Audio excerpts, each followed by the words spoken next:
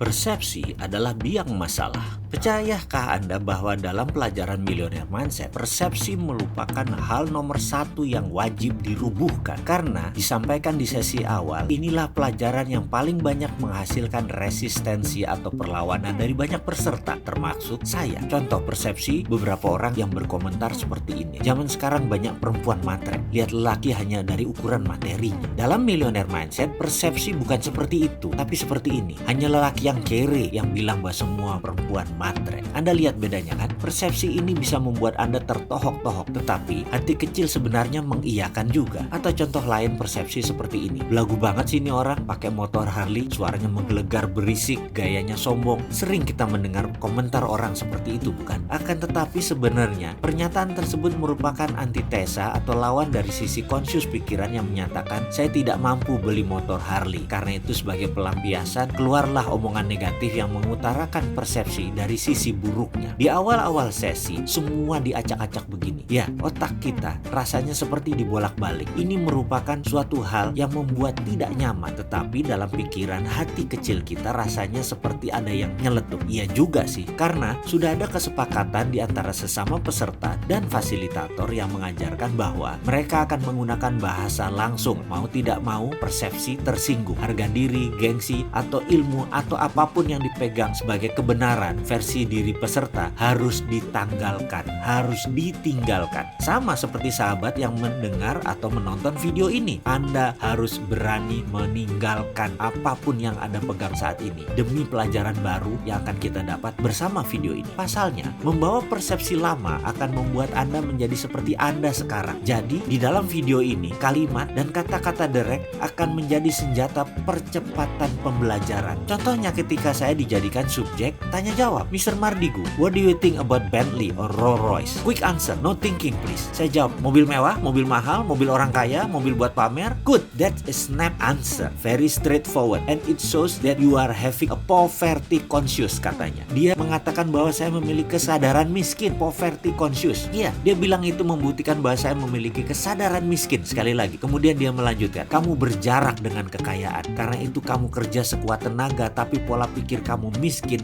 akan membawa kembali kamu ke dunia miskin. Saya terkejut dengan penjabarannya, tapi karena sejak awal sudah disepakati untuk tidak boleh tersinggung dan harus siap jika persepsi kita dirubuhkan, kata-kata tersebut pun rasanya nancep langsung ke akar pikiran bawah sadar saya. Bruce, how about you? Si fasilitator Geoff bertanya kepada peserta dari Filipina yang botak, skinhead. Dijawab cepat oleh Bruce, that's my car. Kontan seisi kelas tergelak. That's what you call prosperity conscious, tukas si Geoff. Ya, Geoff langsung berkata bahwa itu adalah kesadaran kemakmuran. Kalimat itu membawa saya melamun. Teringat kembali suatu masa ketika saya sedang berdialog dengan Ketut Mas Agung, anak ketiga dari keluarga Mas Agung, pendiri toko Gunung Agung, toko Wali Songo, pemilik Pullman Hotel, gedung Wisma Nusantara, dan banyak hotel lagi. Saya mengenal Ketut Mas Agung lebih dari 25 tahun, bahkan sampai saat ini kami masih seminggu sekali bertemu dan masuk dalam WA group bersama. Suatu hari saya bertanya kepada sahabat saya ini, bro, bagaimana asal muasal keluarga Mas Agung membangun bisnis yang berkelimpahan hingga makmur seperti sekarang? Awalnya apa yang almarhum Bapak Mas Agung lakukan? Singkat cerita, beliau mengisahkan bagaimana bapaknya dulu sebagai pegawai bagian sales yang gigih. Setiap hari berjualan buku, namun di hati kecilnya ia selalu berkata bahwa bekerja seperti itu artinya membangun kerajaan orang lain, dan ini ada batasnya. Pemikiran itu pun memenuhi isi kepalanya setiap saat. Dia ingin membuka usahanya sendiri, membangun kerajaannya sendiri. Kemudian ada satu rumah di Jalan Kuitang nomor 10 yang setiap hari selalu ia lewati. Dia selalu menghayal andai dia bisa memiliki rumah itu, kemudian menjadikan tempat untuk memulai usahanya. Rumah itu dimiliki sepasang suami istri warga negara Belanda, dan suatu hari mereka sekeluarga harus meninggalkan Indonesia karena sejak perjanjian Linggarjati ditandatangani, Belanda harus angkat kaki dari Indonesia. Akhirnya keluarga pemilik rumah di Jalan Kuitang pun memasang iklan di koran dengan harga yang sangat murah. Akan tetapi tidak ada peminat. Kemudian mereka memasang informasi di depan rumah dengan harga yang lebih murah lagi. Juga tidak ada yang peminat. Sampai suatu hari sang istri berkata kepada suaminya, "Sayang sekali kita meninggalkan aset di negeri orang seperti ini. Bagaimana kalau kita tawarkan kepada orang yang lewat? Saya perhatikan ada seorang anak muda berwajah oriental setiap hari lewat, dan dari raut mukanya sepertinya dia orang yang berdedikasi, rajin kerja, pandai, siapa tahu dia berminat, Pak." Anak muda yang dimaksud istrinya tak lain adalah Mas Agung. Maka suatu hari ketika Mas Agung lewat, dipanggil dia dan ditawarkan rumah tersebut. Tentu saja tawaran tersebut disambut antusias oleh Mas Agung. Sayangnya, begitu disebut harga, Mas Agung tidak sanggup. Padahal harga tersebut super murah dibanding penawaran via koran, bahkan harga yang ditempel di depan rumah tersebut. Tapi apa mau dikata, uang Bapak Mas Agung belum terkumpul sampai sebegitu. Akhirnya sang suami menawarkan solusi agar Mas Agung mencicil selama 5 tahun. Mas Agung pun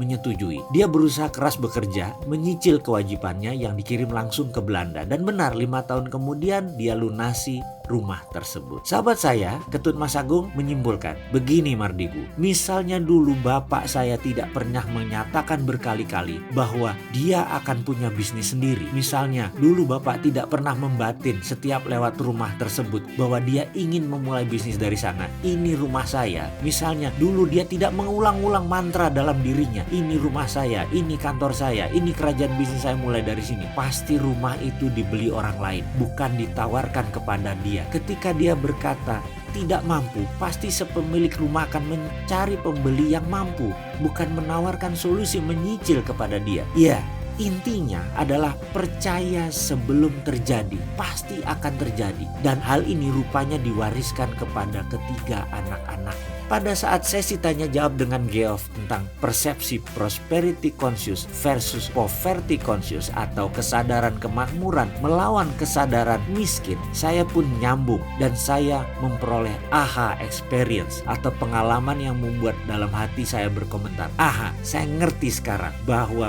prosperity conscious itu harus ditanamkan jauh-jauh hari dan semuanya pasti terjadi.